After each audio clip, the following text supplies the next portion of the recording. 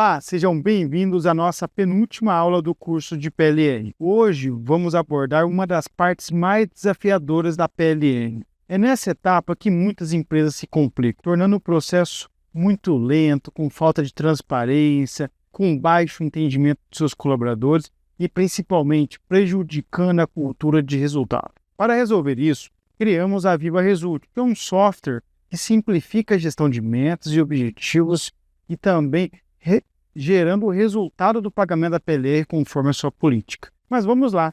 Nessa aula, vamos aprender a criar essa fórmula e alguns exemplos práticos de como executar uma remuneração justa para cada colaborador. Vamos lá? A fórmula mais popular e utilizada para o cálculo de PLR é a média ponderada. Esta é uma média, tendência central, calculada quando diferentes valores em conjunto de dados têm diferentes níveis de importância ou peso. Prestem bastante atenção nisso. Em vez de somarmos todos os valores e dividirmos pelo número total de valores, como se faz uma média aritmética simples, uma média simples, na média ponderada, cada valor é multiplicado pelo seu peso correspondente. É a soma desses produtos e dividida pela soma do peso.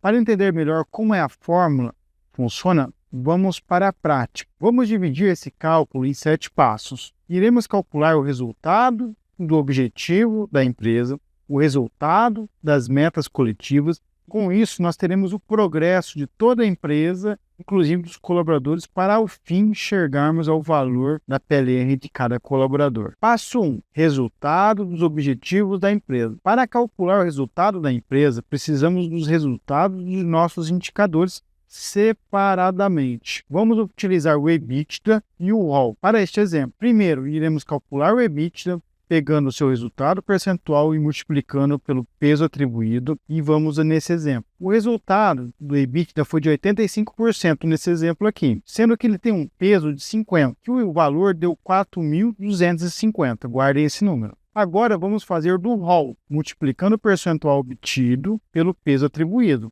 E teremos no ROL um percentual alcançado em 95%, com um peso de 50%. O resultado dele deu 4.750. Anotem esse número. Já no passo número 2, percentual do objetivo da empresa, agora que obtemos os valores dos indicadores, devemos calcular o percentual da relação entre eles. Para isso, somamos o resultado obtido e dividimos pela soma dos pesos. A soma do EBITDA e do ROL é de 9.000, dividido pela soma dos pesos, que é 100, resultando um valor de 90%. Então, o resultado da empresa foi de 90%. Se na nossa política o necessário é atingir 70% para disparar o gatilho, que significa que teremos PLR, nesse caso, do fechamento daquele ciclo, que a gente pode simular aqui de 12 meses, nós já alcançamos 90% do resultado.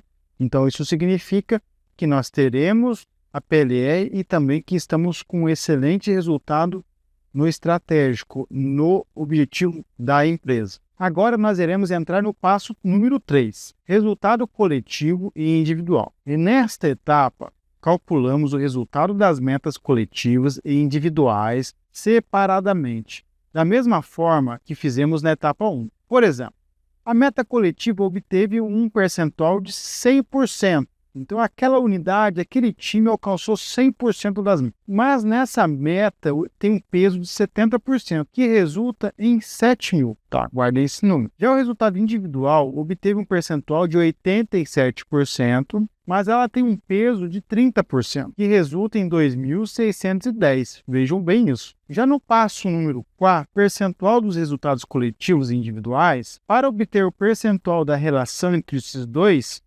somamos os resultados obtidos gerais, coletivos e individuais pela soma dos pesos. A soma do resultado coletivo com o resultado individual é de 9.610, dividido pela soma dos pesos, que é 100, resultando em um percentual de 96,1%. Então, 96,1% é o resultado daquele colaborador que ele está naquela meta coletiva com a meta individual. Passo 5, o valor-alvo. Para descobrir o valor-alvo, ou seja, o valor utilizado para calcular a remuneração do colaborador, multiplicamos a base salarial dele pelo multiplicador selecionado para o cargo. Por exemplo, se a base salarial do colaborador é de R$ 3.500 e seu múltiplo é de 2, pois este multiplicador foi selecionado para o cargo sênior, por exemplo, ou um coordenador ou um supervisor. Realizamos 3.500 vezes 2. Portanto, o valor-alvo para aquele colaborador dentro desse período, no processo de largada da PLR, é de R$ 7.000, ok?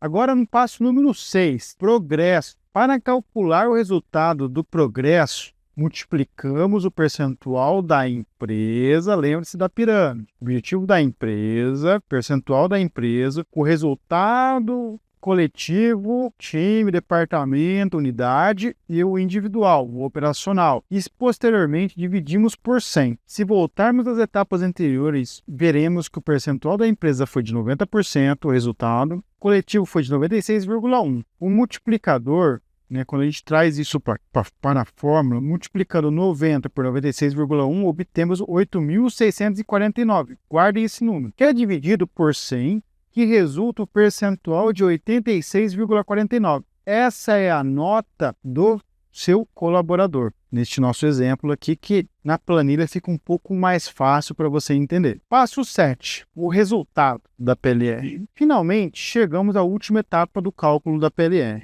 Não foi tão difícil assim, né? Na planilha tudo fica mais fácil. Para finalizar a remuneração desse colaborador, multiplicamos o valor-alvo pelo resultado do seu progresso, dividindo por tudo por 100 ao final. Na etapa anterior, vimos que o valor-alvo daquele colaborador, se alcançássemos todos 100, empresa 100, coletivo 100, individual 100, seria de R$ 7.000. Multiplicando pelo progresso de 86,49%, temos um valor de 605.430, que divide por 100, que resulta no valor da PLR deste colaborador de R$ 6.054,30. Espero que vocês tenham entendido, mas também fico à disposição para adicionar qualquer dúvida e nossos materiais complementares podem facilitar muito este processo de entendimento de vocês. Muito obrigado e até a próxima aula.